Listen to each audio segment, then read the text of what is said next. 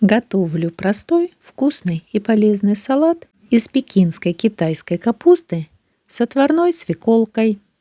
Более жесткую часть капусты стараюсь нарезать очень тоненькой соломкой. Репчатый лук также нарезаю тонкой соломкой или тонкими перышками. Добавляю к луку 1/3 часть чайной ложки соли, половина чайной ложки сахара, 2 чайные ложки 9% столового уксуса и заливаю горячей водой, чтобы покрыло. А вы на канале «Готовим с вами вместе». Сырую морковь натираю на терке, можно для корейской моркови. Отварную свеколку нарезаю сначала пластинами, а потом на длинные тонкие брусочки. К нарезанной свекле добавляю пару чайных ложек любимого растительного масла и перемешиваю.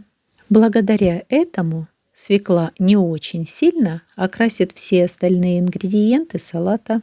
К капусте и моркови добавляю промаринованный репчатый лук и отправляю подготовленную свеклу с маслом. На этом можно и остановиться, но мне нравится еще добавить белок отварного яйца. Можно добавить и желток, но мне желтки в салатах не нравятся.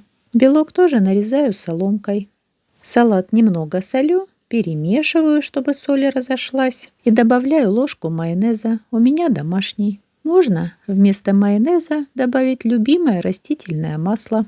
Хорошо перемешиваю, даю немножко настояться, и вкусный, простой, полезный и красивый салатик готов. Спасибо, что досмотрели видео до конца.